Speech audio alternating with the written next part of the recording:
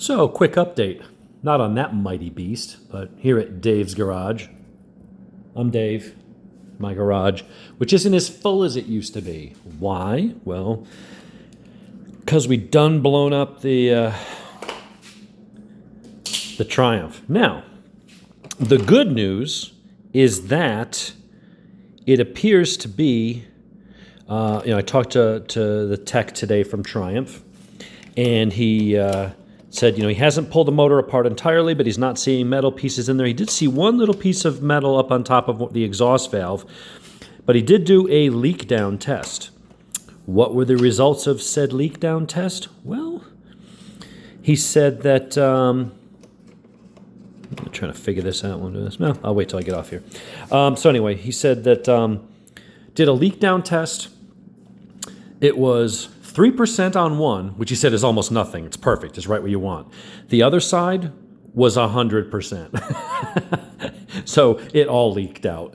So what he said also was that the exhaust valve on that is wet. And he said to him that says that it the valve broke, just gave way. Now, there could be something that damaged the valve seat. Maybe a piece of the piston came off. But at this point, he's leaning towards just a valve train issue, that one of the valves might have snapped at the very tip, and so it's kind of just floating in there and smacking into the piston and damaged the valve seat. So at the very least, it's going to need new head with valve train, and then he may go ahead and replace the pistons while he's there. If the pistons, even if the piston's taking a little bit of damage, he's going to replace them both so that they match and all that. So I may be going up there next week and having, hey, can I switch let's see, can I switch? And it's still recording. Oh, that's pretty cool. I wish I could do picture-in-picture on this phone. I have to figure that out. But in any case, it's, he says he doesn't see anything in the lower. He's going to pull the motor out entirely. He just got 24 bikes delivered to his shop that he's got a PDI real quick within a week for Triumph demo rides for one of the dealerships or some of the dealerships. So he's doing that, but he's got some people to help him. But he said by this weekend he should have the motor out and apart. So I may be going up to Brian's shop on Saturday, either on the bike, we'll take the 14, or if it's too cold, I'll take the car. It's about an hour and 40-minute drive from here. So I'll go up there and go to the shop and maybe get little pictures, little video and stuff. He said he's seen it happen, not just on Triumphs, but he's seen valves do this before. And so it may be a simple case of a valve dropped or a little bit of something broke off the piston, but something hit the spark plug. He sees no bottom end damage. So he's going to take off the clutch cover. He's going to do everything he can without having to crack the case. And if he doesn't see any sign of damage, there's no bits of metal particles or anything down there, and he went through that oil meticulously and there was nothing in the oil.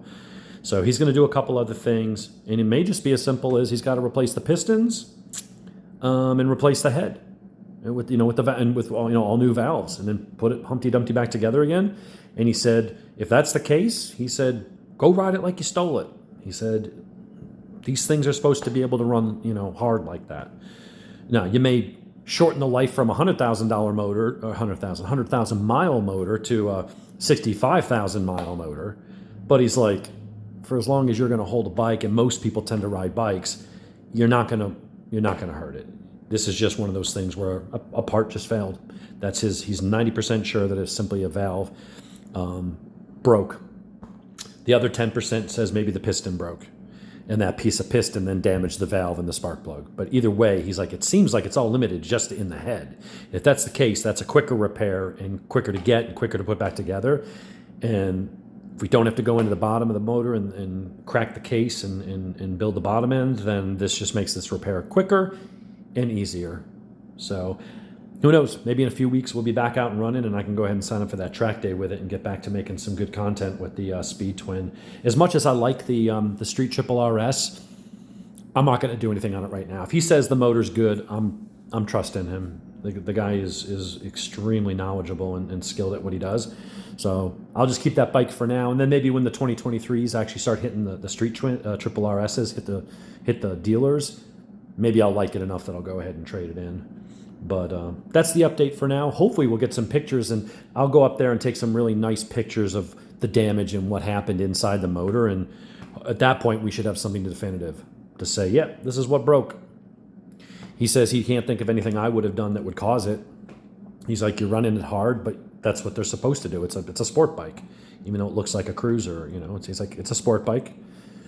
You should be able to go do track days or race them and stuff. So he's like, they shouldn't fall apart at 1,000 miles or 4,000 miles. So just one of those things. So that is the update for that. Now I'm gonna go put this thing back together. It's just a item. So to get to this one, you have to take off the seat. Then you got to pull out a screw to take out the rear seat cowl, and then you've got to take out this to get to the back, because she doesn't have a battery tender lead on there. I should probably go get one and install it before putting this back together. I should go see if I've got one somewhere. I think I put the last one on the 14.